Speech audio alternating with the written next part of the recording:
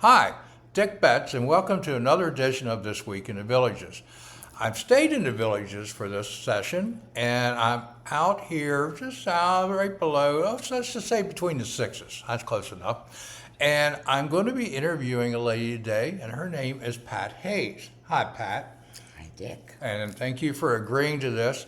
Pat is somebody we've been trying for a month to be together because I saw some of her literature about TLC, and I said, I got to talk to this lady. So, how and why are you the director and the founder of TLC? Okay. My husband and I came to the Villages about 15 years ago. And we'd been here before. We have friends living here, and our kids live in Tampa. So this is a perfect place for us to retire.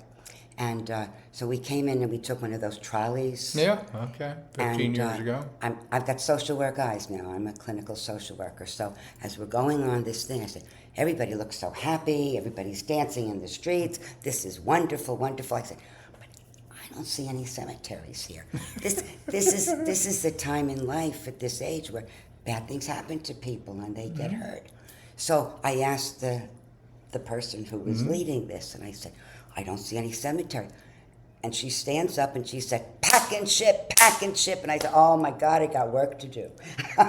Burn and ship. Burn and ship. Yes. We have no cemeteries and no funeral homes within the villages. Yeah, so the first year or two, we didn't do anything but have fun and meet everybody, and that's fine. But then I felt really called because as more and more I'd meet people, I'd see bad things happen here, that are hurtful to people at our age.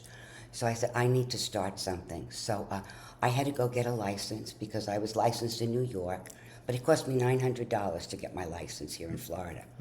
So I says, I'm not going to get anybody to volunteer for $900 to pay, to volunteer.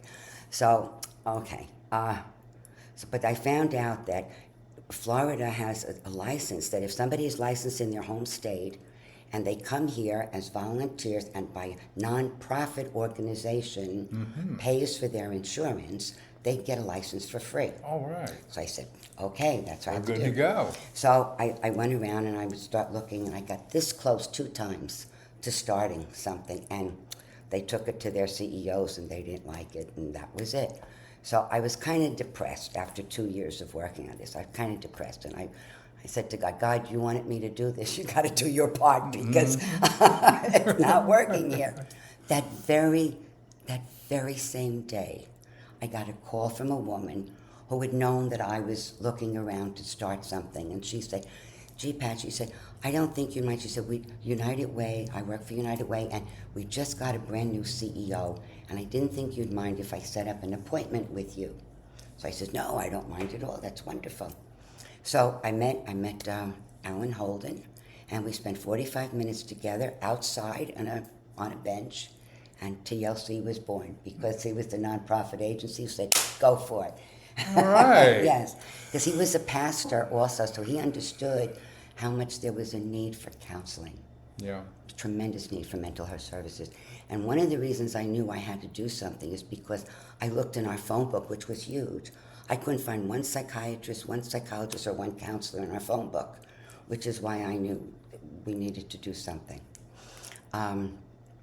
So that's how we started. And we were running, myself and a few other people were running a mental health professionals meeting for anybody to come and, just talk about whatever. And with the idea in mind, this time I'm going to get volunteers, okay? You got a plan. Yeah. So we started talking about that. What's going on in the villages? Is there anything we could do to help? What is your mind? What is your thinking? That kind of stuff. And all of a sudden, we had about 20, 25 volunteers. Wow. Now, the only people who volunteered to work for nothing are for people who loved the work that they did.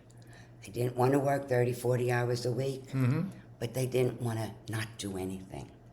So I said, perfect. So we came up with policies and procedures, and everybody took part of this, and everybody applied for their licenses, and United Way paid for the insurance for everybody, and off we got started. Wow. So, Now, are and most of your volunteers previously into this type of? they're all licensed. They're all licensed. All Oh, licensed? absolutely. How many do you yes. have today? Today we have about 38, 39 people, but not all of them are licensed. We have about 4 or 5 who are administrative and technical people. And we have, I just recently, this past year, we just trained about 6 people to do grief counseling and caregiver stress, because those are awful to go through. They're painful, painful, painful to go through. But they're not diagnosable because they're normal. Right. So if you weren't in pain, you wouldn't be normal. Yeah. So because they're normal, you don't need a licensed professional to work with you. Ooh, okay. So we had 6 extra people that, we had trained to do just those 2 things, which is wonderful. But all the rest were fully licensed.